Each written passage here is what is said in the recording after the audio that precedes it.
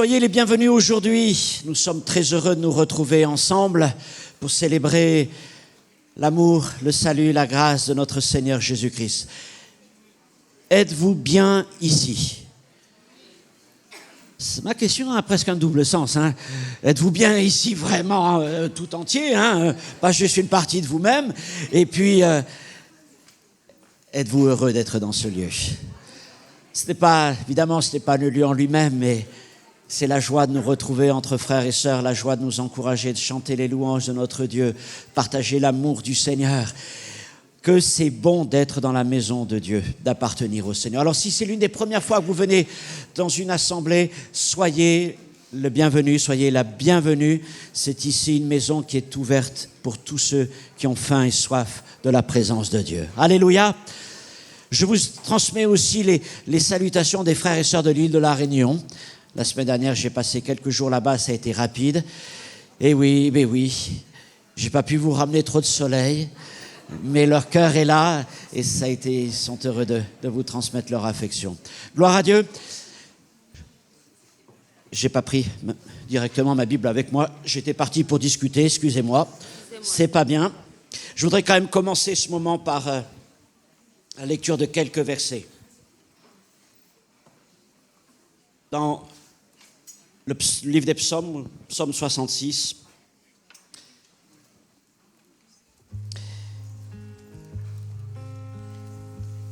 en méditant, en me disant quel passage je vais partager aujourd'hui, le mot qui est venu sur mon cœur, c'est joie. Je me suis rendu compte que beaucoup de psaumes commencent par cette expression, pousser des cris de joie. Alors je me dis, voilà, il y en a plein. Et David nous encourage à pousser des cris de joie. Vous tous habitants de la terre, chantez la gloire de son nom. Célébrez sa gloire par vos louanges. Dites à Dieu que tes œuvres sont redoutables à cause de la grandeur de ta force. Tes ennemis te flattent. Toute la terre se prosterne devant toi et chante en ton honneur. Alors si toute la terre se prosterne et chante, à bien plus forte raison, nous qui connaissons le salut, qui connaissons le pardon, la grâce, la réconciliation, nous allons chanter en l'honneur du nom de notre Seigneur. Êtes-vous prêts à louer le Seigneur? Je vous invite à vous lever si vous le voulez bien. Et je vais laisser toute la place tout de suite à Elder et au groupe de chant pour nous conduire dans ce moment. Que Dieu vous bénisse.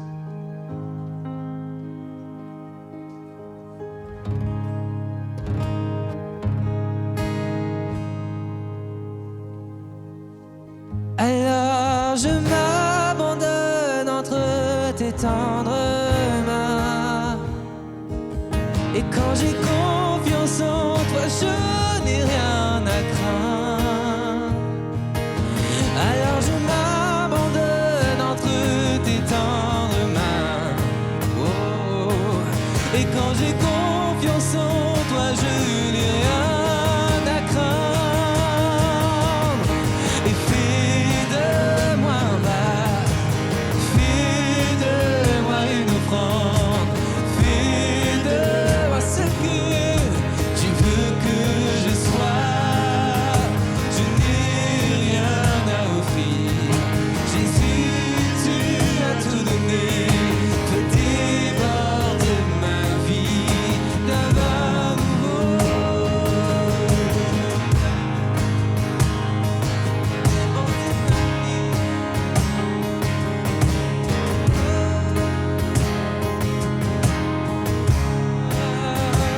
Sous la pression, et sous la tension, et tu fais un vin nouveau. Et je renonce à mes propres voies. Tu traces un chemin nouveau.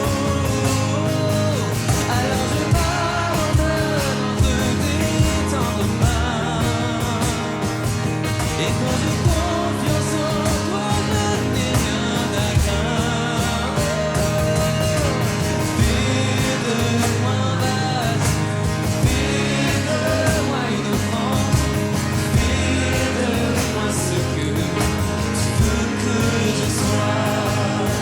Je n'ai rien à offrir. Jésus, tu as tout donné.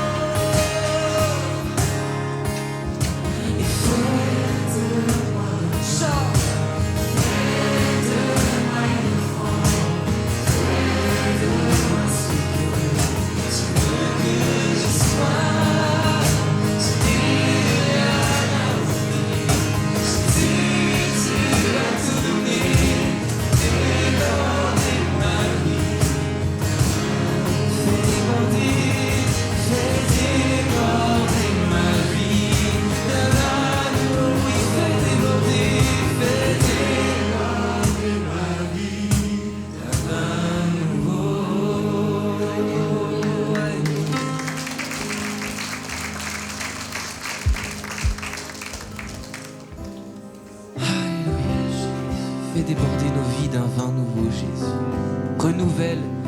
Renouvelle ce zèle, renouvelle, Seigneur, ces flammes.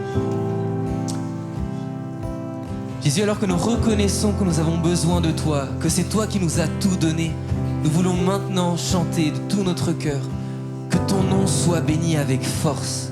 Alors Jésus, je prie ce matin, viens nous donner la force de pouvoir chanter de tout notre cœur. Les chants que nous avons chantés des centaines, peut-être des milliers de fois, permets-nous de les chanter comme si c'était la première fois. Je prie pour un renouveau ce matin, qu'une nouvelle flamme, une joie qui vient, qui déborde de nos cœurs. Alors que nous allons chanter, que ton nom soit béni, Jésus. Permets-nous de chanter ces chants comme si c'était la première fois. Seigneur, on veut se rappeler de ces moments-là, les premières fois où nous avons goûté à ta présence. Seigneur, ce matin, je le crois, tu nous permets de vivre une présence encore plus proche de toi, plus forte, Seigneur. Ce matin, c'est ce que nous cherchons, ta présence et uniquement ta présence. Dans le nom de Jésus, Amen.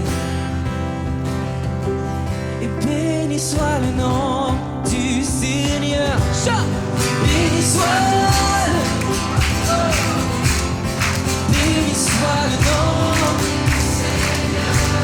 Et béni soit ton nom. Béni, béni soit.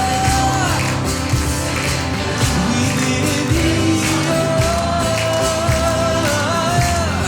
Béni soit le nom du Seigneur. Béni soit ton glorieux nom.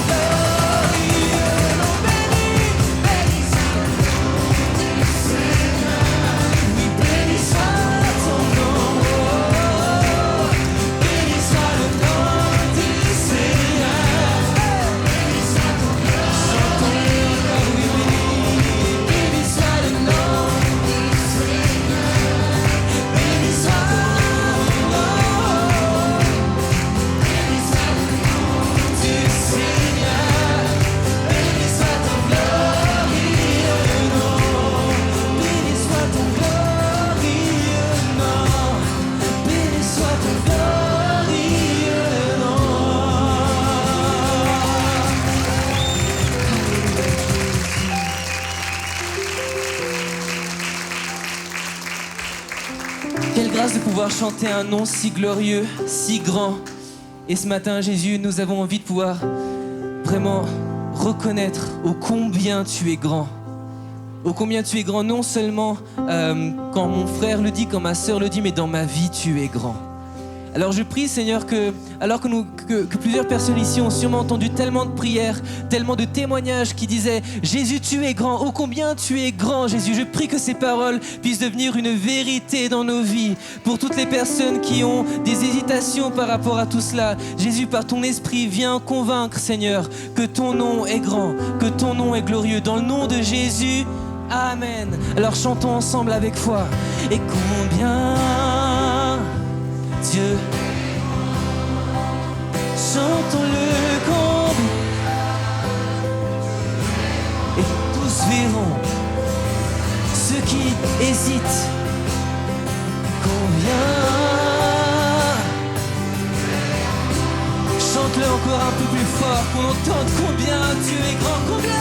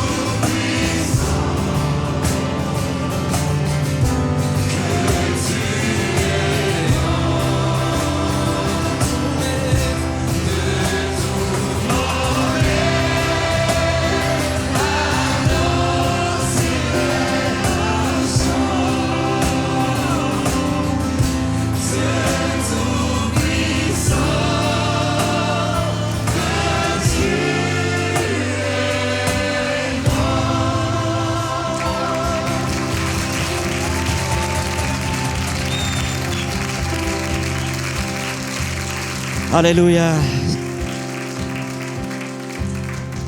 Tout comme la musique t'a porté, les paroles sont sorties de ton cœur, de ta bouche. Commence maintenant à louer le Seigneur avec tes propres mots, à lui rendre grâce, à le bénir, à lui dire encore ton amour, ta reconnaissance, ta foi, ton espérance.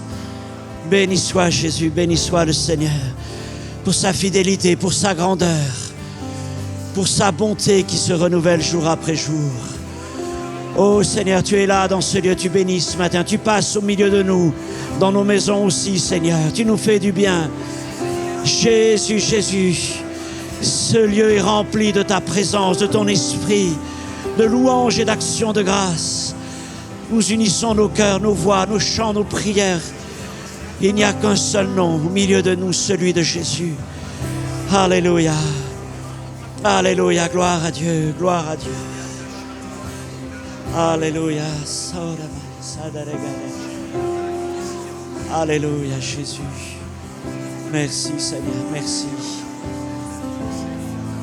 Alléluia. Que des voix s'élèvent pour le Seigneur.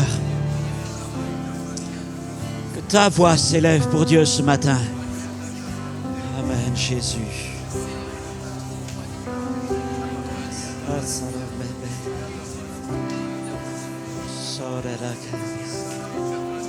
Merci, Jésus.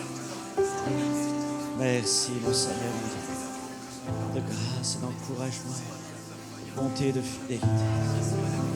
Seigneur, l'assemblée, chantons, Seigneur, fais du bien ce matin. Envoie ta bénédiction. Seigneur. Oui, mon frère, ma soeur, loue, élève ta voix dans la maison de Dieu. Alléluia. Parmi les dieux, tu es Dieu. Parmi les rois, tu es roi. Tu es le Seigneur des seigneurs, le roi de gloire. Nous te glorifions, notre Dieu. Que ton nom soit élevé, que ton nom soit glorifié. Oh Dieu, ce que tu as dit, tu le feras. Et ce que tu feras, tu l'accompliras. Que ton nom soit glorifié. Tu es notre Dieu et nous sommes le troupeau de ton pâturage. Nous te glorifions, notre Dieu. Conduis-nous, dirige-nous, Seigneur. Et aide-nous, Seigneur, à marcher par ton esprit. Merci de bénir ton Église ce matin. Et que ton nom soit glorifié. Honneur et gloire à toi, notre Dieu. Amen, Jésus, amen. Alléluia.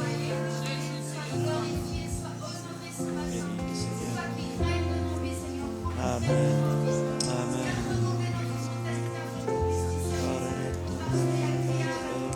Cada santa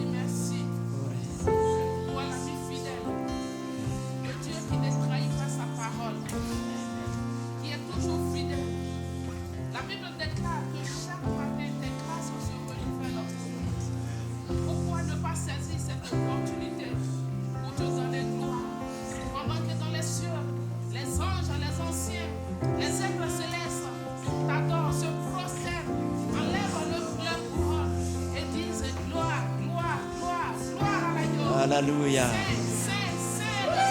Seigneur, amen. Amen, amen. La foi a été créée. Tous les autres dieux ont été créés. Mais lui seul, il est le créateur. Amen, Jésus. Mon âme se lève pour t'adorer. Pour dire que tu es bon. Toi qui as donné ta vie sans hésitation. Alléluia, Jésus. Seigneur, tu as aimé tout le monde, sans race, sans couleur de peau, sans distinction, papa. Tu t'es livré à la croix, sans regarder qui nous sommes, pécheurs que nous étions.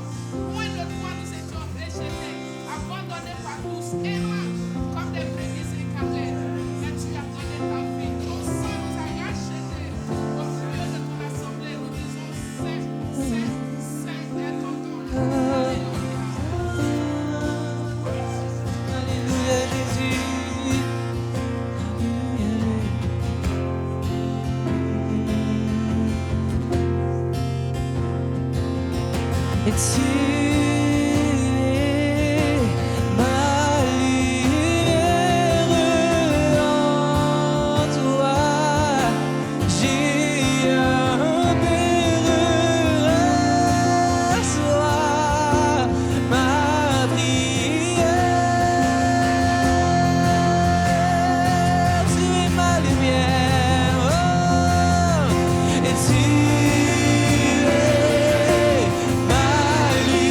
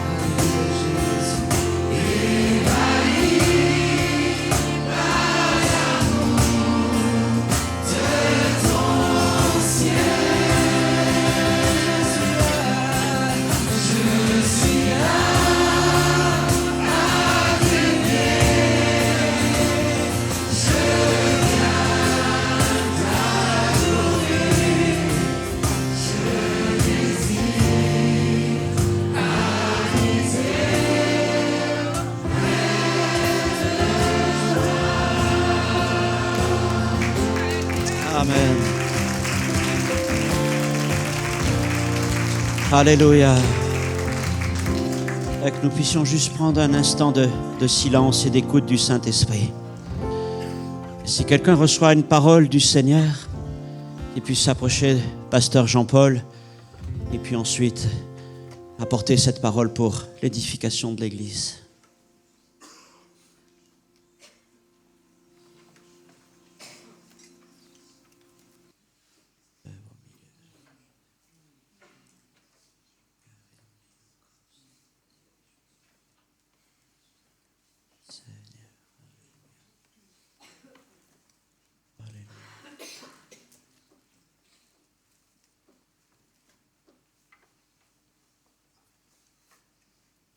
Seigneur, nous te rendons gloire jour après jour.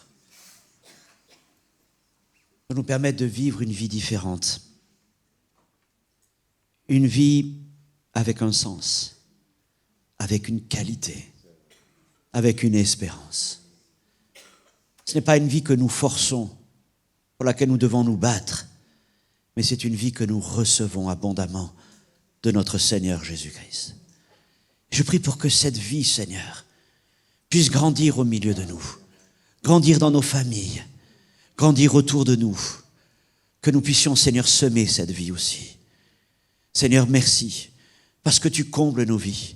Oui, comme ta parole le dit, tu es tout, Christ est tout et en tous. Et je prie, Seigneur, que tu sois tout en chacun d'entre nous. Seigneur, c'est en toi que se trouvent tous nos désirs, toutes nos aspirations, mon Dieu. Nous avons découvert en toi tous les trésors, toute l'espérance. Seigneur, apprends-nous encore à mieux t'aimer, à mieux te connaître, à mieux te suivre, à mieux te servir. Seigneur, c'est si bon, c'est si bon. Et je prie ce matin que ta grâce soit opérante au milieu de nous. Tu connais nos besoins chacun. Seigneur, que celui qui est fatigué puisse trouver dans ce lieu une parole de relèvement. Que celui qui est malade puisse connaître ta puissance de guérison. Que celui peut-être qui est en train de douter puisse trouver maintenant une parole de conviction. Que celui qui est dans l'épreuve puisse connaître la délivrance. Que celui qui est accablé puisse recevoir le pardon et la consolation. Car tu es là, présent au milieu de nous, Seigneur, et tout est possible maintenant. Nous voulons nous saisir de ce que tu as accompli pour nous. Seigneur, je prie pour qu'aucun de nous restions en retrait, mais nous puissions avancer vers toi. Je prie pour les personnes nouvelles qui sont au milieu de nous, afin que dans ta grâce, tu les visites, mon Dieu, bien au-delà de tout ce que nous pouvons dire et partager maintenant, qu'il y ait dans leur cœur, Seigneur, la pleine conviction que tu es Christ, le Seigneur des Seigneurs. Mon Dieu, merci parce que tu agis dans le monde entier. Tu te révèles auprès de ceux qui ne te connaissaient pas.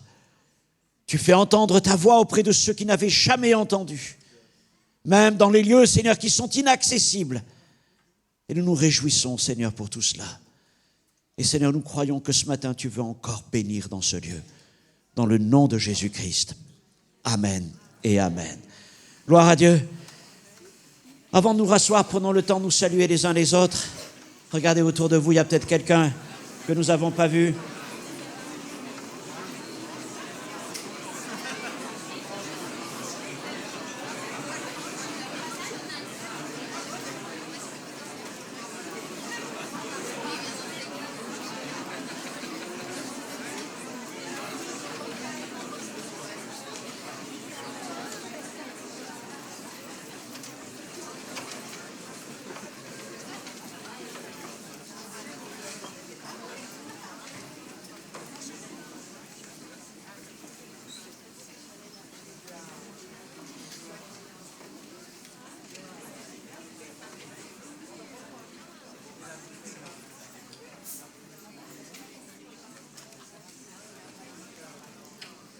Voilà. Vas-y. Oui, tu peux. Voilà, notre sœur voulait partager avec nous une parole qu'elle a sur le cœur, de la part du Seigneur. Bonjour à tous, je m'appelle Giuseppina, ça fait 29 ans que je suis avec le Seigneur, c'est rare que j'avance pour dire des paroles. J'aime bien témoigner du Seigneur parce qu'il m'a fait tellement de choses pendant 28 ans que je n'ai pour 28 ans à témoigner. Mais ce matin, j'avais vraiment à cœur de dire que ça fait un moment que je pleure, je n'ai jamais pleuré autant dans ma vie. Je me suis toujours réjouie avec avec le Seigneur. Puis je dis, Seigneur, mais c'est pas normal, pourquoi je pleure tout le temps? Je dis, moi j'aime bien me réjouir comme les premiers jours. Puis j'ai ouvert un livre qu'une amie, ma mère spirituelle, m'a offert. Et puis il m'a dit, je t'ai choisi pour pleurer pour tel frère, telle sœur. Je dis, bon, c'est pas normal, Seigneur, que je dois pleurer pour un, pour l'autre. Je parle comme ça au Seigneur, il me connaît. Hein? Et puis... Et puis il m'a dit, voilà, j'ai choisi toi pour pleurer pour tel et tel. Puis ce matin, je vois vraiment une sœur, qu'elle était triste, je ne connais pas son nom, mais Dieu connaît son nom. Et puis le Seigneur te dit, tu pleures, je connais ton problème, je connais tes histoires, j'ai béni tes enfants, je t'ai béni si tu es là, c'est parce que je t'ai béni. Et le Seigneur dit, autant de larmes tu as versé, autant de joie je te donnerai. Voilà. Amen. C'est important d'avoir des frères et des sœurs qui pleurent. Oui, c'est important. Il y a un temps pour se réjouir, il y a un temps pour pleurer. C'est bon d'avoir des gens qui pleurent avec nous pour partager nos douleurs, nos épreuves. Merci. Merci pour ton témoignage. Gloire à Dieu. Je suis donc très, très heureux de vous présenter aujourd'hui Pasteur Franck Amateo. Nous nous sommes rencontrés au Québec, puisqu'il est originaire du Québec, et son accent va réjouir nos cœurs ce matin. Mais c'est vrai, hein, c'est joli, c'est bien, ça nous change. Mais plus que son accent, c'est son ministère. La parole qui va nous apporter, ça fait tellement de bien au premier culte, et je suis sûr qu'elle va vous faire du bien. Donc, Franck travaille comme évangéliste, comme enseignant, et aussi il est engagé dans l'équipe de MCI, et donc nous avons eu l'occasion de travailler là-bas quand j'y vais, et c'est vraiment un super boulot qu'il fait. Et puis il est impliqué, il est responsable d'un ministère qui ici s'appelle The Hub, et donc qui réunit tout un ensemble de jeunes et moins jeunes, hein, c'est pas réservé juste aux jeunes, mais c'est un ministère d'évangélisation dans des groupes de maisons sur toute la région, et ils font un super boulot. En tout cas, Franck, sois le bienvenu. Nos cœurs, nos oreilles sont ouvertes.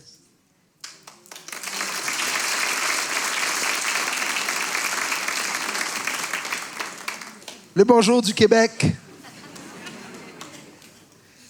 Merci d'aimer notre accent.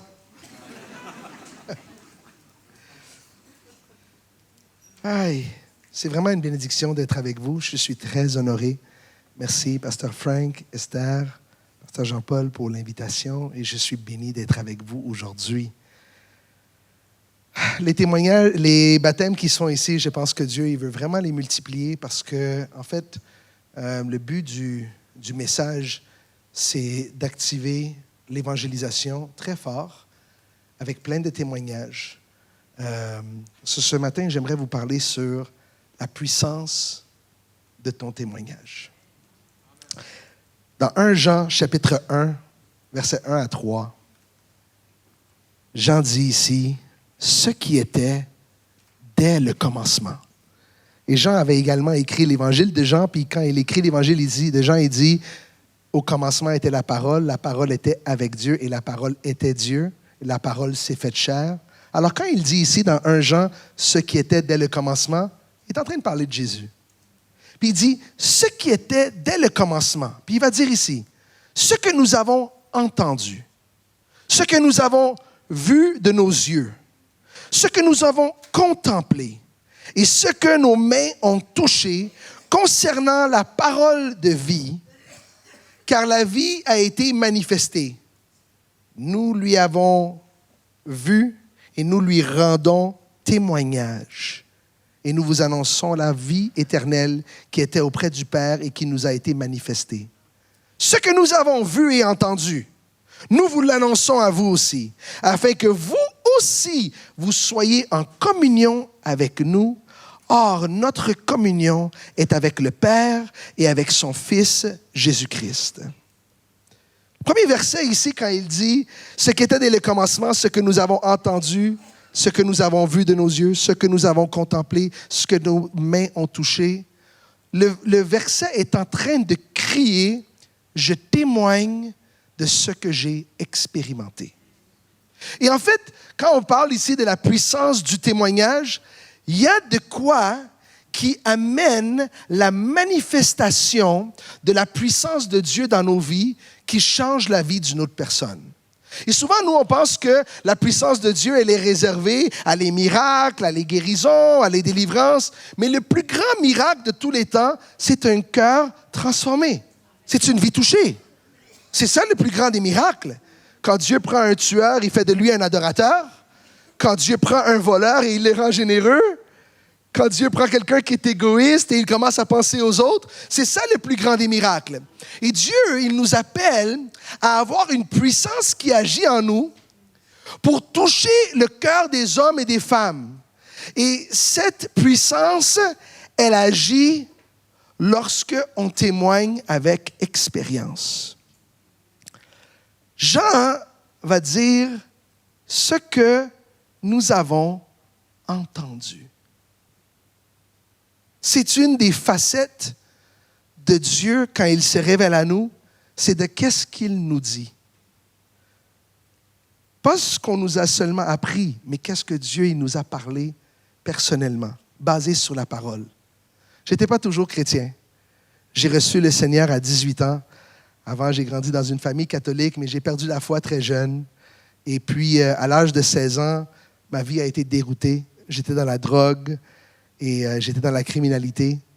Et puis, pendant que j'étais dans toutes les débauches de ce monde, à 16 ans, j'ai mis ma copine enceinte. Et moi et elle, les deux, on était des gros consommateurs de drogue. Et au Québec, pour faire un avortement, il faut payer une certaine portion, même si tu es en dessous de 18 ans. Et nous, on a dit, on va avorter. Mais chaque fois qu'on avait l'argent pour faire l'avortement, on finissait par le dépenser dans la drogue. Et en plus qu'on le dépensait, on parlait à l'enfant. On était vraiment un peu un couple, je dirais presque débile. Et c'était triste parce que le jour qu'on avait les montants, c'était une grossesse avancée. Et donc, il fallait qu'on fasse ça en deux phases. La première phase, il fallait qu'elle aille voir une infirmière et puis qu'ils font comme une échographie. Et quand tu te fais avorter au Québec, on ne te permet pas de voir l'écran. Mais cette copine, elle s'était retournée et elle voyait le bébé en mouvement et tout. Donc après, on a été pour prendre un café ensemble et elle me disait ce qu'elle a vu. Donc là, on était extrêmement conscients dans quoi on était embarqué. Et on a été à la clinique d'avortement et le docteur m'a demandé de rentrer dans la pièce parce qu'il voulait que je sois présent et que je vois l'avortement se faire en avant de moi, ce qui n'est pas commun du tout. Puis, quand tu as une grossesse avancée, je ne sais pas si vous savez, mais le bébé, il sort en morceaux. Et c'est comme ça que j'ai vu le bébé en train de sortir en morceaux et ça m'a tellement traumatisé, ça m'a enfoncé dans une dépression profonde qui m'a amené encore plus loin dans la drogue. Et là, je vivais avec une culpabilité. Puis là, même, je ne connaissais pas Dieu, mais ça m'avait vraiment profondément affecté. Puis à peu près un an et demi après, elle est tombée enceinte une deuxième fois. Quand elle est tombée enceinte une deuxième fois, là, j'ai dit non, il n'y a pas question qu'on fait un autre avortement. J'étais tellement traumatisé. J'ai dit, on peut pas. Puis elle m'a appelé 3 jours plus tard, puis elle m'a dit, tu penses que je vais avoir un enfant avec toi? Et elle s'est été se faire avorter. Et là, j'ai tombé vraiment, mais vraiment profond dans la drogue, au point que je pense que j'avais un esprit d'autodestruction. Je voulais me suicider. J'aurais pas été capable de le faire, mais j'ai dit peut-être avec la consommation de la drogue, je peux aller jusqu'au bout. Effectivement, j'ai fait un overdose, j'écumais de la bouche, j'étais en train de mourir, mais je ne suis pas mort. Et durant cette même été, ma mère, qui est notaire, elle avait un de ses clients qui lui a demandé « Est-ce que ça va bien? » Et ma mère commence à pleurer. Quand elle commence à pleurer, le monsieur était chrétien. Elle dit « Il y a quelqu'un dans notre église qui peut parler avec ton fils? » Alors ma mère retourne à la maison. Elle dit « Il y a quelqu'un qui doit te rencontrer. » Son nom, c'était Paolo. Et Paolo, la première personne qui me parle de son expérience avec Dieu. Et il me parle pendant à peu près 1h30, 2 heures de temps. Et j'ai absolument refusé et rejeté l'Évangile. Je lui ai dit que je ne voulais rien savoir, que je n'étais pas intéressé, même que j'ai ri de lui sur certaines des choses qu'il disait. Et je remercie le Seigneur pour sa persévérance. Parce qu'il y a des gens que tu leur parles la première fois, ils sont complètement fermés, mais tu ne sais pas qu'est-ce que Dieu il veut faire. Lui, il aurait dû abandonner sur moi. Je suis un 18 ans, délinquant, qui rit de lui, et lui, il prend son temps avec moi, et malgré ça, il me dit quelques jours plus tard, « Mon ami aimerait te parler. » Et moi, malgré que je me suis moqué de lui, j'ai été rencontrer son ami. Ça veut dire, quelque part, il devait avoir une ouverture. Et on était dans une pizzeria, et ma mère était là avec Paolo, et il y avait ce nouveau frère qui s'appelle Nick qui était devant moi. Et lui, il commence à me témoigner son expérience de salut. Puis pendant qu'il me témoigne, il a reçu le Seigneur en prison, il était un meurtrier, il lève son T-shirt, il y avait 3 balles qu'il avait pris, il me montre les balles. Son témoignage était vraiment fou. Puis pendant qu'il me parle comme ça, je commence à être touché. Je commence à être touché par sa vie. Parce que je dis, mais lui, il est un fou. Comment que s'il est tellement un fou? Comment il est comme ça, là, maintenant? Tu sais, quand tu partages ton témoignage et tu laisses quelqu'un te toucher, tu permets maintenant à ce que tu touches à le Christ dans cette personne-là. Et j'étais en train de toucher Christ pendant qu'il me parlait. Et là, pendant qu'il est là, moi, je dis, écoute, je suis pas prêt. Je commence à mettre déjà mes défenses. Et il était, merci Seigneur pour les évangélistes. Il était tellement fougueux que dans la pizzeria, il met les bras au-dessus de la pizza et il dit, donne-moi tes mains, on va prier.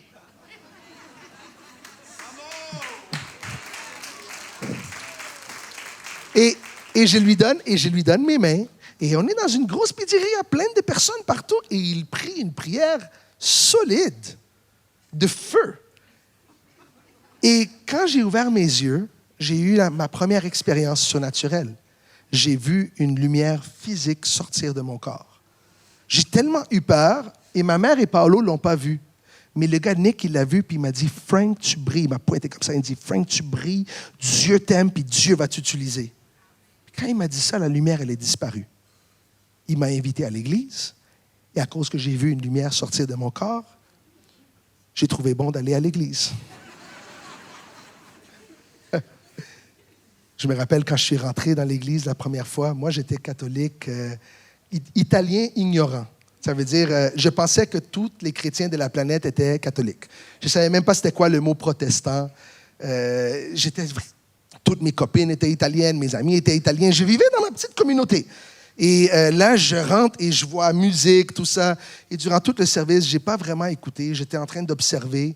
Et à la fin, le prédicateur, il dit, s'il y a quelqu'un ici qui a besoin de prière, qu'il puisse avancer de l'avant. Et moi, j'ai dit, bien, s'il y a quelqu'un ici qui a besoin de prière, j'ai dit, c'est moi. Alors, j'avance. Moi, je m'attendais qu'il fait le signe de la croix, un peu d'eau. Mais quand j'approche, plein de jeunes m'entourent. Ils savaient que je n'étais pas croyant. Je ne l'avais pas l'air. À l'époque, j'avais des cheveux longs jusqu'ici. Mes lèvres étaient toutes brûlées. Mes doigts étaient jaunes pour tellement de fois que j'avais fumé du pot. J'avais une mauvaise odeur. Ce n'était pas glorieux, ma situation, du tout.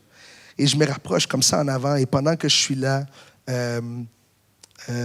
la jeunesse commence à prier pour moi. Et j'ai eu peur. Je me mets comme ça. Et le premier gars qui m'avait parlé du Seigneur, son nom c'est Paolo, il vient et il a sa main sur mon épaule. Et il est en train de prier pour les jeunes. Et il prie, et il prie, et il prie. Il prie pour les gens dans la prostitution. Il est en train de prier. Il déverse son âme. Et moi, pendant qu'il prie, je suis en train d'avoir des flashs de tous ces gens que j'ai croisés dans ma vie qui... C'était dégueulasse. Et pendant qu'il prie comme ça, je me retourne pour le regarder et c'est des larmes qui coulent de ses yeux. Et pendant que les larmes coulent de ses yeux comme ça, j'ai dit, OK. J'ai dit, je crois que cet amour qu'il a, il est réel. J'ai dit, Jésus doit être vraiment réel. Donc, il enlève sa main et je lève mes mains comme ça devant le Seigneur. Et je dis, personne ne m'a dirigé. Je dis, Jésus, tu veux ma vie, tu peux l'avoir, je te donne ma vie.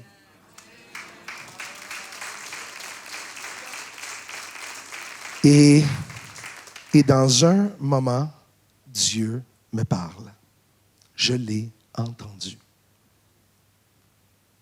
Quand Dieu te parle, ça change tout. Et Dieu, il m'a dit, de nulle part, il m'a dit, Frank, je te pardonne pour ces 2 enfants. Et quand Dieu, il m'a parlé, il m'a fendu en 2. J'ai commencé, et moi, je pleurais pas jamais. J'ai commencé à pleurer comme un fou. Les larmes n'arrêtaient pas. Tu sais, quand Dieu parle, sa parole, elle vient avec puissance. elle vient avec puissance. Ça veut dire, le fait que Dieu m'a parlé, et je savais que c'était Dieu parce que j'avais jamais entendu Dieu de toute ma vie. Je savais. En fait, je croyais même pas en lui. Donc, quand il m'a parlé, je savais que c'était sa voix. Et en même temps qu'il m'a parlé, sa puissance m'a pénétré. Et j'ai commencé à trembler comme un fou et en train de pleurer. Aujourd'hui, à regarder en arrière, je comprends que c'était l'onction de libération qui était relâchée sur moi, qu'il y avait plein de démons qui étaient en train de me laisser. Et ça m'a tout laissé à cause d'une parole que j'ai entendue. Et je me rappelle, à la fin de ce moment que j'ai pleuré, j'ai senti un esprit me laisser. J'ai jamais consommé depuis ce jour-là. Ça va faire 30 ans aujourd'hui. Et plus loin que ça, j'avais la joie. La dépression était partie. Est-ce que tu voudrais expérimenter un petit peu de ça? Est-ce que vous savez que Dieu, quand il nous pardonne complètement? J'aimerais ça que vous puissiez ressentir ce que j'ai senti ce soir-là. Alors, on fait un petit exercice. Fermez vos yeux. Imaginez maintenant comme si tu n'avais jamais fait une erreur ou un péché de toute ta vie. Imagine si toutes les choses que tu as pu faire mal, ils disparaissent maintenant. Tout ce que tu peux regretter, imagine que c'est parti et que tu es complètement parfait. Est-ce que tu le vois? OK, regardez-moi. Est-ce que vous savez combien d'entre vous sont en train de sourire présentement? Est-ce que tu sais que c'est comme ça que Dieu te voit? Une parole du Seigneur amène une révélation et cette révélation change. Elle change notre état d'âme. Tu sais, quand tu témoignes de les choses que Dieu il t'a parlé, ça amène la manifestation de ce témoignage dans ta vie de s'opérer dans la vie d'un autre. On dit que la racine du mot témoignage dans l'hébreu, c'est « fais-le de nouveau ». C'est ça la puissance du témoignage. Chaque fois que tu témoignes, tu es en train de dire ce que Dieu a fait, continue à le faire dans ma vie. Et maintenant que tu le fais dans ma vie, fais-le dans la vie de ceux que tu écoutes. Ça va faire 30 ans que je partage ce témoignage. Je vais les partager jusqu'à ma mort. Je ne vais jamais arrêter de le témoigner. Chaque fois que je le témoigne, j'assure que la puissance qui a agi en moi ce jour-là, elle continue à agir jusqu'à aujourd'hui. Arrête pas de témoigner, tu vas fermer la valve de la puissance dans ta vie. Il y a une raison pourquoi tu as entendu les choses que tu as entendues. Mais tu sais, Jean n'arrête pas à ce que j'ai entendu. Il va dire de ce qu'il a vu. Ça, c'est plus profond. Parce que pour voir Dieu en action, c'est pas une question c'est pas instantané. L'action, quand tu vois Dieu, il faut une expérience de vie, il faut une longueur, il faut que tu expérimentes quelque chose. Donc souvent, quand on vient en foi en Christ, c'est par une parole qu'on entend. Et là, Dieu il va nous parler souvent dans notre vie. Et les paroles qu'il nous parle et qu'il agit dans nous, ça devient des témoignages pour les autres. Mais il y a aussi des choses qu'on doit voir. Je peux vous partager que l'année passée, on a vécu quelque chose de très difficile, moi et mon épouse. On a 4 enfants, tous plus vieux, 23, 21 ans, 19 et 17. Et dans le mois d'avril de l'année passée, notre fils de 19 ans quitte la maison. Mais il quitte la maison pour rentrer dans la criminalité. Et nous, on s'est combattus dans la prière pour tous nos enfants. Et on a gagné 3 des 4. Ça veut dire tous les enfants, j'ai vu un moment où est-ce que le diable voulait nous les arracher et les amener dans le monde. Et on est des intercesseurs, on est des gens de prière. On ne joue pas avec, avec ces choses-là. On a prié. Et je me rappelle, le jour que mon fils voulait quitter, ma femme s'est mise à genoux dans sa chambre, le supplier de ne pas partir. Et il est parti quand même. Ce soir-là, j'ai dit, Seigneur, c'était la folie dans la maison. J'ai dit, je pense que la famille est en train de craquer. Les sœurs sont en train de pleurer dans le sous-sol. Le frère, il est le cœur complètement brisé, il se sent trahi. Moi, je ne sais pas quoi faire, je n'ai jamais vécu quelque chose d'aussi majeur. Et ma femme, elle est tellement brisé. Mais tellement brisé que je me rappelle, on était allongés dans le lit ce soir-là, elle me regarde et elle m'a pris comme ça. Et elle commence à dire, je les haïs. Et je vois comme une lueur dans ses yeux parce que je vois qu'elle a la haine envers, comme si on lui a volé son enfant. Et je comprends, je dis, Seigneur, j'ai dit, comment on va gagner ce combat-là? Et là, pendant à peu près 4-5 semaines, pas d'appel, pas de réponse, on ne sait pas qu'est-ce qui se passe. Et en plus, dans le couple, ça va mal. On n'a plus d'intimité, j'arrive pas à communiquer avec ma femme, je dis, je suis en train de perdre, je commence même à avoir des chicanes, des combats avec elle. Je dis, mais écoute, tu as quand même 3 autres enfants, et moi, ton mari, j'ai dit, qu'est-ce qu'on va faire? C'était catastrophique, la situation. La maison, elle était en train de s'écrouler. Et j'ai pris. Mais là, ça va très mal. À un moment donné, j'ai même dit, est-ce qu'on va passer au travers de ça? J'ai dit, là, c'est lourd. Puis je me rappelle, au milieu de ça, on a eu des conflits à la maison importants. Puis il y a un moment où est-ce que j'ai dit, il faut qu'on renverse cette situation. J'ai dit à mon épouse, j'ai dit, chérie, Dieu il m'a parlé. J'ai dit, je vais transformer la chambre de notre fils dans un hôtel. J'ai dit, à tous les soirs, à 10 heures du soir, tu vas me voir à genoux là. Je t'invite à venir me rencontrer. On peut le faire ensemble. Mais il faut comprendre, quand je lui dis ça, on a des conflits. Ça ne va pas. Moi, je suis même en colère parce qu'elle a tellement changé dans les dernières semaines et elle refuse de reprendre le sens et je n'arrive pas à la ramener. Mais là, j'ai dit, il faut que j'arrête d'essayer parce qu'il n'y a rien que je vais dire. Seulement Dieu peut faire ça. Et il est 10 heures du soir, je suis à genoux et je mets une adoration. Et pendant que je commence à prier comme ça, je sens sa présence qui se met à genoux à côté de moi et on commence à prier. Et ce que Dieu a à faire là, c'est incroyable parce qu'on a prié chaque jour pendant des semaines et même des mois. Et c'est incroyable parce que qu'est-ce qui a commencé comme une intercession pour notre fils? Dieu a utilisé ça pour changer plein de choses. De un, nous, on a commencé à se repentir. On a commencé à revoir toute notre manière d'être parents.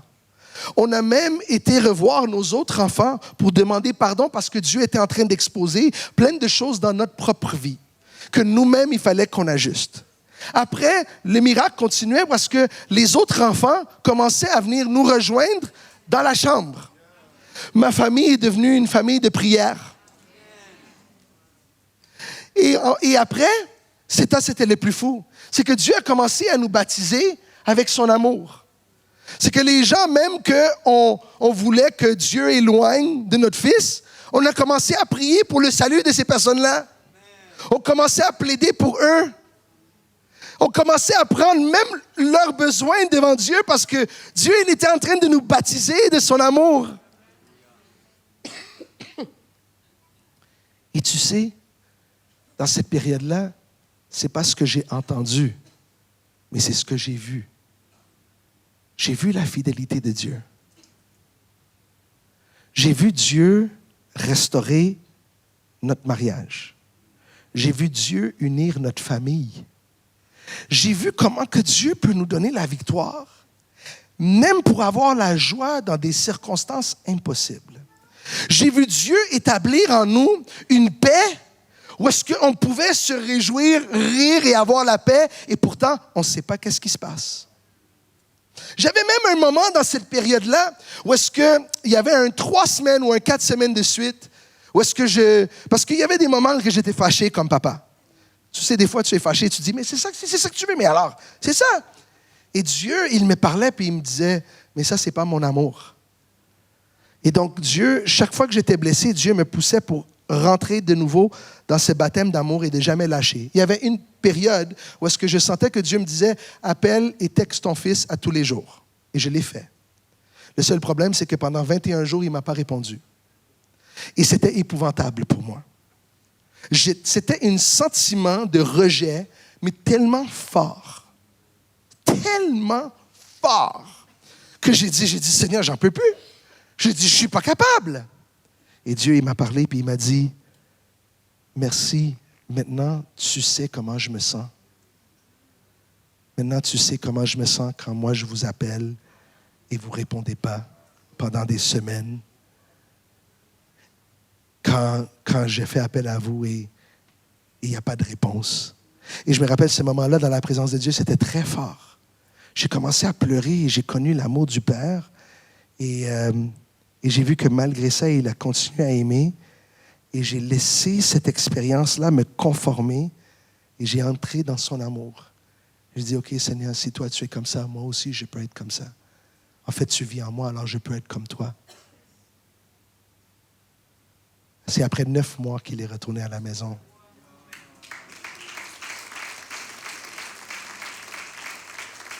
Et c'est encore un processus. Mais ça, ce n'est pas des choses que j'ai entendues. Ça, c'est des choses que j'ai vues. Tu sais, il y a des passes qu'on passe dans notre vie. On dit, Seigneur, pourquoi tu ne réponds pas? C'est parce que Dieu dit, je veux que tu me vois en action. Tu ne peux pas parler de la fidélité de Dieu si tu n'as pas des expériences comme ça. Et sache que notre vie, elle est un réservoir de témoignages. Un réservoir de choses qu'on expérimente. Et quand on les partage avec d'autres, ce qu'on est en train de faire, c'est qu'on laisse les gens l'occasion de nous toucher. Cet évangile-là, on ne le communique pas sans vulnérabilité. En fait, même notre Seigneur Jésus-Christ, il est mort à la croix nu et exposé. On ne gagne pas des gens comme ça, on les gagne comme ça. Comme lui, il nous a gagnés. Et nous aussi, quand on vient avec les témoignages de ce que nous avons entendu et vu, on touche la vie des gens. Est-ce que tu sais que Jean, il va encore plus loin que vu et entendu? Il va dire dans le verset 1, ce que nous avons entendu, ce que nous avons vu. Après, il va dire, ce que nous avons contemplé. Ouh, contempler, c'est très fort. Contempler parle d'une fixation. C'est comme un moment où Dieu te révèle quelque chose de lui qui te change à jamais. Je vais vous donner un exemple de ma vie. Moi, j'ai servi dans une église pendant 20 ans. C'était une bonne église au début, mais après un temps, l'église, elle a viré vraiment vinaigre. Je ne sais pas si vous avez cette expression ici. Vinaigre, ça veut dire c'est pas bon. Parce que des fois, j'utilise des expressions, puis je me dis, est-ce que c'est une expression suisse? Je ne sais pas.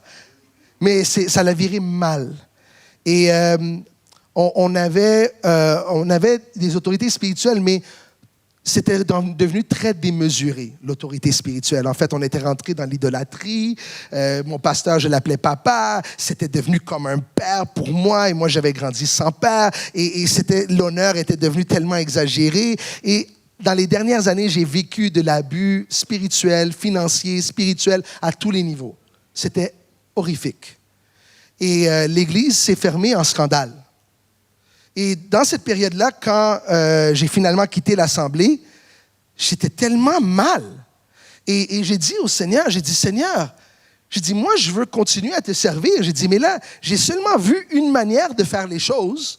J'ai dit, comment tu vas faire pour que je puisse vivre l'Église et vivre l'œuvre de Dieu, mais d'une manière différente? Et en plus, je me sens massacré à l'intérieur. Je suis blessé par ce que j'ai vécu. Et le Seigneur m'a dit, tu n'as rien à faire. Il dit, maintenant, tu dois me regarder. Je vais te donner la révélation qui va changer ta vie. Et pour moi, la grosse révélation, et c'est venu dans l'année 2021, imagine, j'ai fait 20 ans que je pensais comprendre ça et je ne l'avais pas compris. Mais la révélation que j'ai reçue en 2021, c'était la révélation de l'amour du Père. Il faut que je sois honnête avec vous. Hein. Moi, j'étais dans la performance. Ça veut dire que je disais, je sers Dieu, je paye le prix, je fais. C'était comme ça ma vie. Et je me sentais toujours comme s'il fallait que je fasse plein de choses parce que je sais de où Dieu m'a tiré. Alors pour moi, je sentais que, écoute, à cause de ce qu'il a fait pour moi, je suis redevable, je dois faire plein de choses pour lui. Donc, sans le réaliser, c'est comme si, au plus profond de moi, sans le réaliser, mais en regardant en arrière, je vois que j'essayais un peu de gagner son amour. Et Dieu m'a dit, non. Il dit, maintenant, je vais t'apprendre comment refléter mon amour. Donc, au lieu de faire, je contemplais. Maintenant, des gens ils peuvent dire, mais c'est abstrait, comment tu l'as fait? Dieu m'a donné ce passage où est-ce qu'il dit que nous sommes plus des esclaves, mais nous sommes des fils.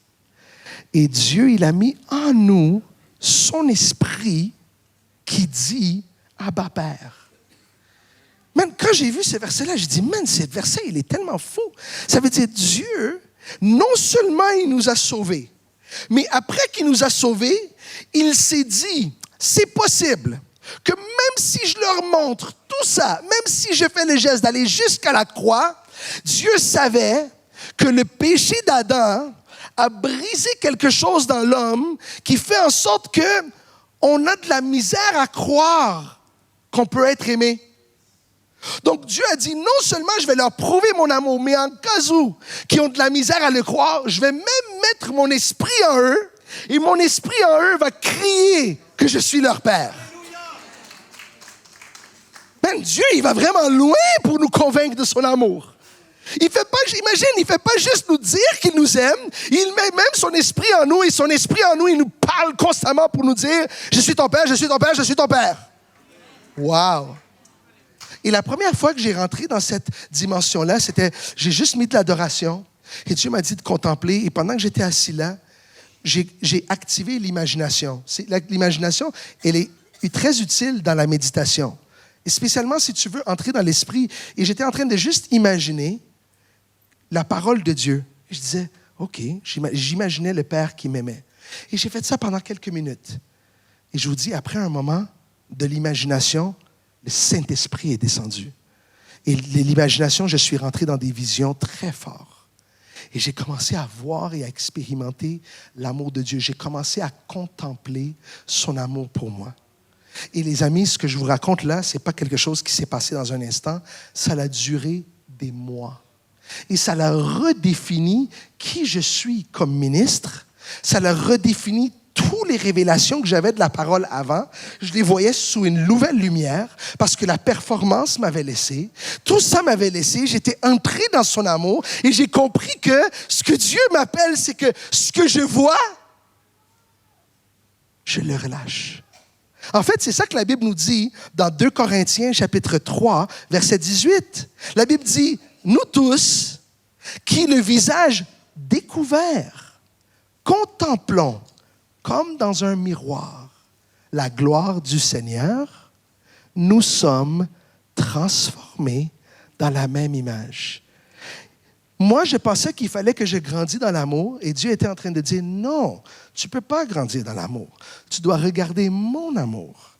C'est en regardant mon amour que j'ai pour toi que tu vas avoir l'amour pour aimer les autres. Quand tu vois la patience que j'ai pour toi, tu vas devenir patient avec les autres. Quand tu vois ma bonté envers toi, tu vas te retrouver à être très bon avec les autres autour de toi. Quand tu vois que j'agis et je suis fidèle avec toi, toi aussi, tu vas devenir fidèle avec les autres. Il y a beaucoup qu'on peut marcher dedans simplement en contemplant notre Père et notre Seigneur. Est-ce que vous savez que dans notre parcours avec Dieu, il y a plein de moments où est-ce que Dieu il va nous parler? Il y a des choses qu'on va voir, mais il y a également des moments où Dieu va nous amener à lui contempler. Et pendant qu'on est en train de contempler qui il est, il va asseoir des révélations en nous. Et maintenant, on communique ça aux autres. On se doit d'amener un témoignage avec puissance.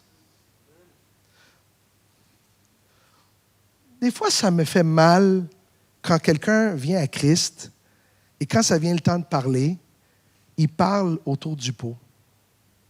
Ils ne disent pas les vraies choses.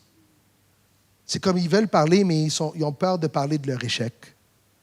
Ou ils ont peur de parler de la vraie chose parce qu'ils disent, non, si je dis ça, les gens ils vont me regarder mal. Pourquoi on fait ça? Je ne comprends pas. Pour moi, je pense que quand on expose qui on était, ça fait juste élever Dieu encore plus fort. Alors pourquoi vouloir se revêtir quand Christ, il s'est dévêti pour nous? Pourquoi chercher à avoir l'air beau devant les autres quand lui, il s'est rendu méprisable pour nous? Ça ne fait pas de sens. On lui donne gloire quand on devient vulnérable. L'apôtre Paul, je pense que c'était un des secrets de son ministère. Plein de fois, il va dire, moi, j'ai persécuté l'Église. Si tu lis les Actes des Apôtres, tu sais que le témoignage de Paul, il revient 3 fois dans les Actes. Des fois même, tu te demandes, pourquoi Luc, il nous fait lire son témoignage plein de fois? Je viens de lire ça il y a 4 chapitres. C'est parce qu'il y a quelque chose, c'est qu'il est en train de nous montrer que Paul, quel que soit où est-ce qu'il était rendu, et quel que soit le fruit qu'il avait, il n'avait jamais oublié. Et il n'arrêtait jamais de témoigner. Et à cause de ça, la main de Dieu n'arrêtait jamais d'agir au travers de lui. Tout partout où est-ce qu'il allait, que ce soit avec des Grecs, que ce soit avec des gens à l'Asie, tout partout où est-ce qu'il allait, son témoignage touchait les gens. Et pourtant, il était un pharisien, il est un juif, il n'a même pas la culture pour connecter avec les gens. Il n'a pas le langage, il est complètement différent. Et pourtant, à cause de son témoignage, il touche parce que les amis, la souffrance, tout le monde sait c'est quoi. Le rejet, les gens, ils savent c'est quoi. Les sentiments d'abandon, les gens, ils sentent c'est quoi. Donc, quand nous, on communique les témoignages de qu'est-ce que Christ a fait dans notre vie, on rejoint tout le monde. Et il y a une puissance qui est dégagée. Pas juste une puissance pour guérir, une puissance pour transformer les cœurs. Jean va encore plus loin. Il ne dit pas juste qu'est-ce qu'on a entendu, qu'est-ce qu'on a vu avec nos yeux, ce qu'on a contemplé, mais il dit aussi qu'est-ce que nos mains ont touché. C'est intéressant parce que la Bible ne dit pas que Dieu l'a touché. Il dit qu'il a touché Dieu. Le toucher de Dieu, c'est quelque chose d'intéressant. On a un exemple dans la Bible où est-ce que Jésus était en train de se promener et il y avait une foule autour de lui qui le presse. La Bible dit qu'il le pressait de tous les côtés.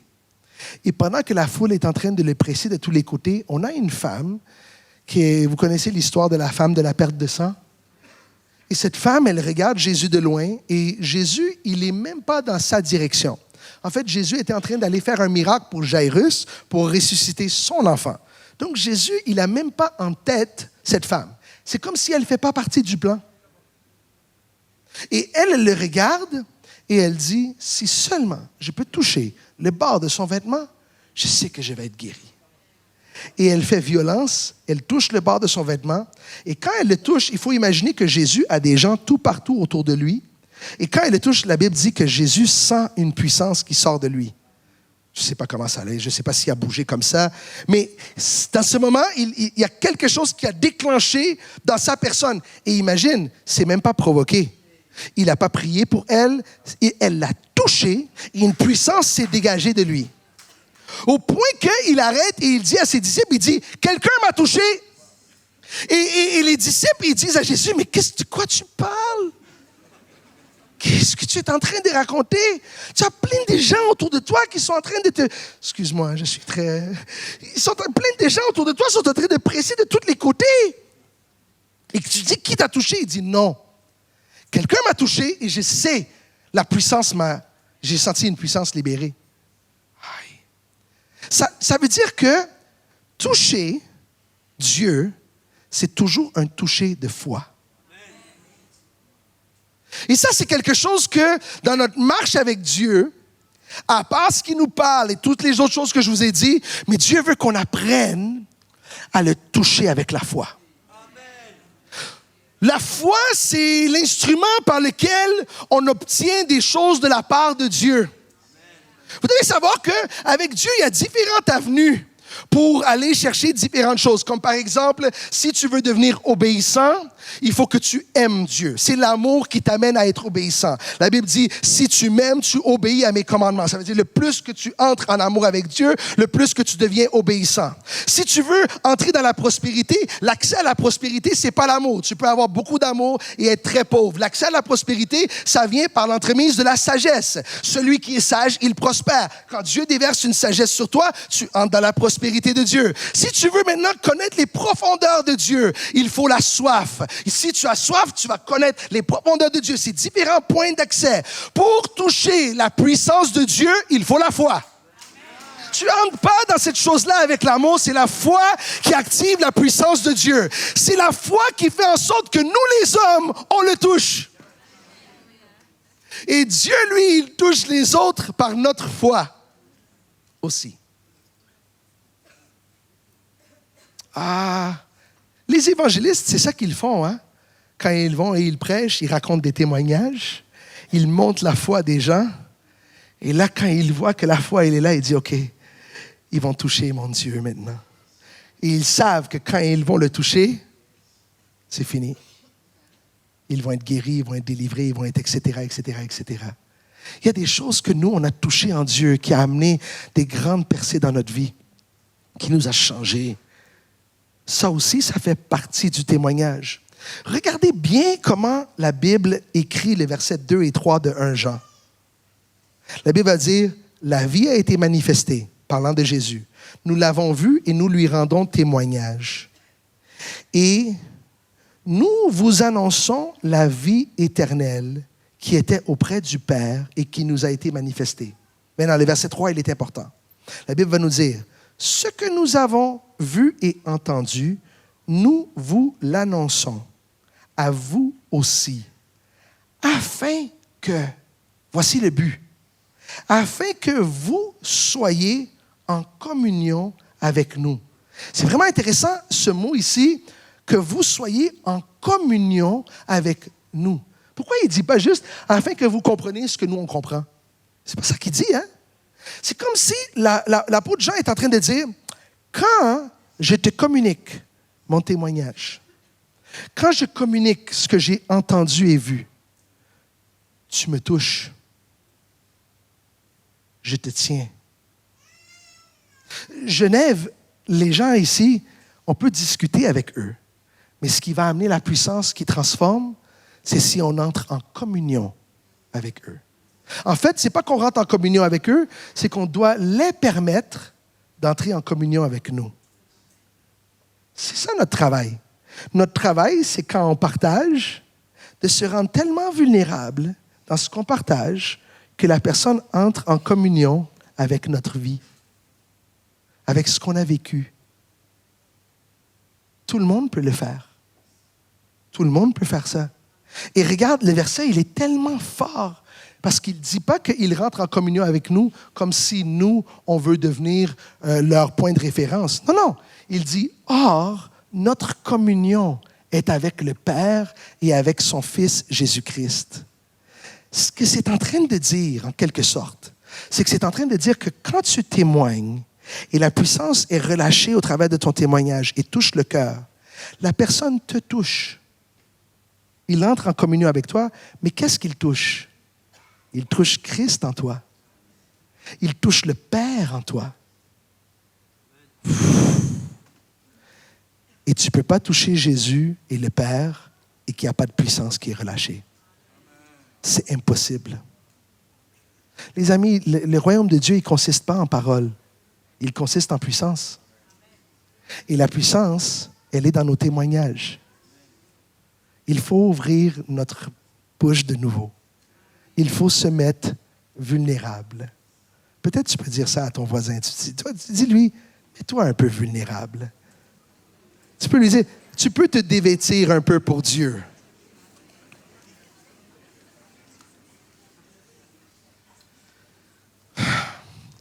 Moi, je témoigne toute ma vie. Toute ma vie, je témoigne. Et vous savez, je ne manque jamais de témoignages. Ça n'arrête jamais. J'arrête jamais de voir la main de Dieu. C'est incroyable. Des fois, je dis, Seigneur, pourquoi tu me fais vivre tellement d'épreuves? Et le Seigneur dit, mais c'est parce que tu as besoin de plein de témoignages. Tu sais,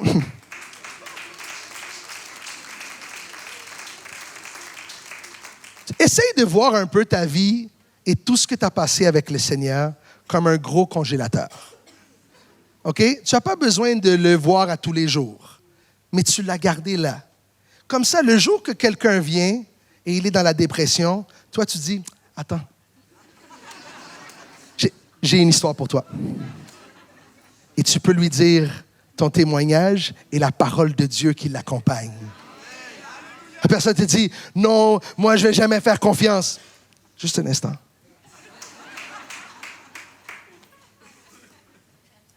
Non, mais moi, on m'a trompé. Je ne vais plus jamais faire confiance à un autre homme de le reste de ma vie. Chut, chut. Excuse, est-ce que je peux te parler? J'ai un instant.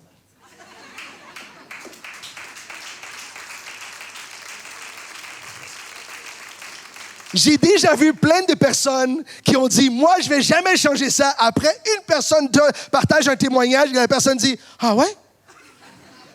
Comment c'est possible que quelqu'un qui a pris une décision aussi ferme entend un témoignage et il est prêt à reconsidérer toutes les décisions qu'il a prises par rapport à Dieu ou sa vie ou son avenir ou par rapport à les hommes ou par rapport à les femmes ou par rapport à les relations ou par rapport à les enfants? Comment qu'on fait?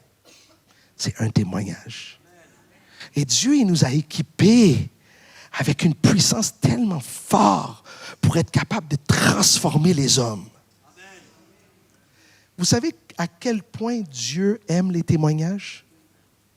Dieu aime les témoignages tellement qu'il a dit, moi aussi, j'en veux un. Donc, qu'est-ce qu'il a fait? Il est devenu un homme. Il a dit, si je leur dis que je les aime, ça ne va pas être assez.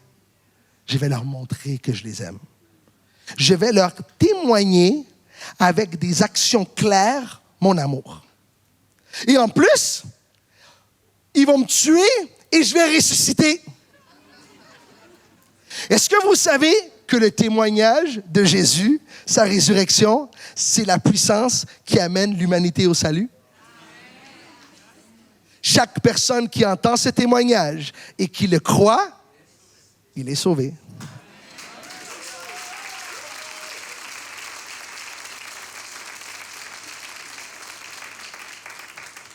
Mes amis, la puissance est dans ton témoignage. Si tu as arrêté de témoigner, recommence. Recommence, redémarre. Redémarre parce que ta vie, elle est supposée d'être des témoignages continus. Si tu dis, ça fait 6 mois que je n'ai pas de témoignage, ça veut dire que la religion t'a saisi. Brasse-toi, enlève cette chose-là de ta vie. Trouve quelqu'un aujourd'hui, appelle ta cousine, dis, yo, je te parle de quelque chose. Active-toi de nouveau. Fais-toi violence. Ne sois pas endormi. Réactive tout en toi. Et si quand tu partageais ton témoignage, tu enlevais tous les parties qui te faisaient paraître mal, dis Seigneur, pardon, je ne vais plus faire ça. J'ai pas peur de mal paraître pour que toi, tu parais grand. Que quand les gens y voient comment que j'ai été un échec, ils vont voir ta grandeur. Ils vont voir ta grâce. Et je vous promets que si on s'aligne de telle manière, Dieu, il va nous utiliser. Il y avait un frère qui m'a partagé un rêve qu'il a eu de Genève. Et je crois que ce rêve qu'il a reçu, c'était un rêve de Dieu. Dans le rêve, il était dans un autobus. Et il était dans l'autobus, il était en train de regarder et il entendait tout le monde dans l'autobus parler de Dieu. Et quand il m'a expliqué son rêve, j'ai dit, c'est Dieu qui t'a donné ce songe. J'ai dit, je pense que l'Éternel, il est en train de planer sur cette ville et il a mis l'ouverture dans les gens, une curiosité, un désir de savoir. Ça veut dire vraiment comme quand Jésus dit, la moisson, elle est grande. C'est prêt. C'est prêt. Mais les gens, ils ne veulent pas qu'on leur dise ce qu'on nous a enseigné ou juste ça. L'enseignement, c'est bon pour bâtir notre foi. Mais quand ça vient le temps de témoigner, tu dois mettre ta vie. Tu dois l'amener. Tu dois partager ce que Dieu a fait avec toi, en toi. Parce que ça rejoint. Ça rejoint très fort. Et je sens que dans l'atmosphère, cette ville veut entendre parler de Jésus. Ils veulent entendre parler de Jésus. Peut-être ils ne réalisent pas que c'est Jésus qu'ils veulent entendre parler. Peut-être ils disent Dieu. Mais quand ils vont entendre ton histoire, ils vont dire, c'est ça, Jésus? Ils vont vivre quelque chose. Il y a un frère hier qui était en train de me déposer à la maison. J'ai trouvé son témoignage tellement hot. Et je finis avec ça. Il a commencé un groupe avec des gens, et c'est juste un groupe de questions. Ça veut dire les gens lui posent des questions et il répond. Et imagine, lui-même, il est assez nouveau dans la foi, et c'est lui puis une autre sœur, puis pendant que les gens lui posent des questions sur la chrétienté, il répond, et l'autre sœur, elle vérifie sur ChatGPT pour voir est-ce que c'est vraiment les versets. C'est dingue qu'est-ce qu'ils sont en train de faire, et ils sont en train de toucher plein de vies. Puis il me disait que c'est tous des gens athées, des gens super intellectuels qui viennent et ils posent des questions sur le karma, Et il m'a dit qu'il y avait une soirée, que pendant qu'ils sont là avec tous des gens qui ne sont pas croyants, durant la soirée, une des filles qui est là commence à prier. Ça veut dire que c'est quelqu'un qui commence à prier qui a littéralement dit la dernière semaine, je ne crois pas. Alléluia. Elle commence à prier. Attends, c'est plus fou. Les autres personnes prient. Donc, tous des incrédules en train de prier. Tu te dis, mais comment c'est possible? C'est parce qu'ils se sont juste mis disposés à parler avec eux. Et malgré qu'ils n'ont pas convaincu ces gens avec des arguments, parce qu'il me le dit, il m'a dit, je ne pense même pas que je les ai encore convaincus. Mais ils ont déjà été convaincus par l'amour. Ça veut dire, le cœur est en train de t'être touché, c'est juste que la tête n'est pas encore arrivée. Mais nous, ça ne nous dérange pas. Parce que si on touche ton cœur, ta tête, elle va suivre. On va l'avoir, ta tête. On ne peut pas penser gagner la tête et le cœur après. Des fois, tu gagnes le cœur, la tête, elle dit, mais moi, je ne crois pas encore à ça. Moi-même, quand j'ai été touché par le Seigneur, comme je vous ai dit là, j'avais été voir mon pasteur, puis j'ai dit, écoute, je sais que Jésus est réel, mais je ne sais pas si je crois à la Bible. Imagine, avec tout ce que je venais de vivre. Parce que mon cœur a été touché, ma tête elle avait besoin encore du plus de temps. Mais quand le cœur est touché, la tête va toujours suivre. Levez-vous, s'il vous plaît. Seigneur, je te remercie pour la panoplie de témoignages qu'il y a dans ce lieu. Il y a des témoignages de réussite, mais il y a également des témoignages d'échec. Il y a des témoignages, Seigneur, où tu as donné des percées, mais il y a également des témoignages de ta miséricorde. Seigneur, on en a de tout. Et Seigneur, nous croyons que nous avons été équipés aujourd'hui avec assez de puissance pour doubler, tripler, quadrupler même cette assemblée. Seigneur, nous prions au nom puissant de Jésus-Christ de Nazareth, qu'il y ait une libération de témoignages, que les bouches soient déliées, que les mains soient ouvertes, que le cœur devienne sensible, que Seigneur, tu nous alignes à devenir vulnérables pour toi. Et Seigneur, donne-nous du fruit. Je te remercie, Seigneur, pour la puissance qui réside en nous. Elle réside en nous parce que ce sont tes actes en nous. La puissance, elle réside en nous parce que c'est ta parole qui vit en nous. Ta puissance, elle vit en nous parce que c'est toi qu'on a vu en action. C'est toi qu'on a touché. Tu es la source de la puissance. Et Seigneur, on a rendu les choses compliquées. Mais tu veux simplement qu'on entre en communion, qu'on permette aux gens autour de nous d'entrer en communion avec nous.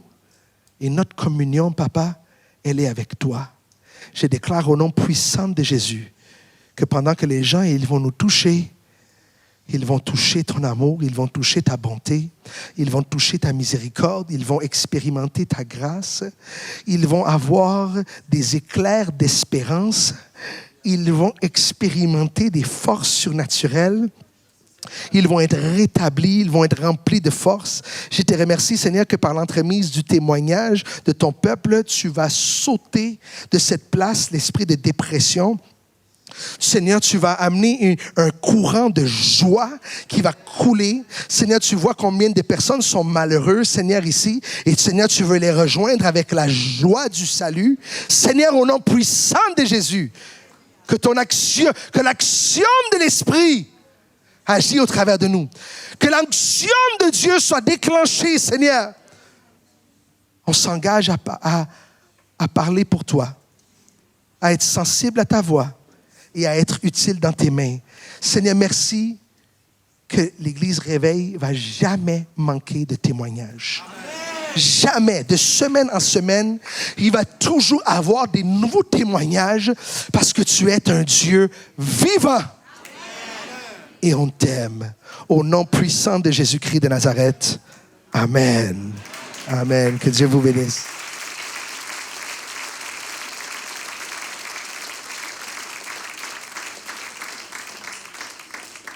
Es-tu convaincu que tu as un témoignage? Et même plus qu'un, j'en suis convaincu moi aussi.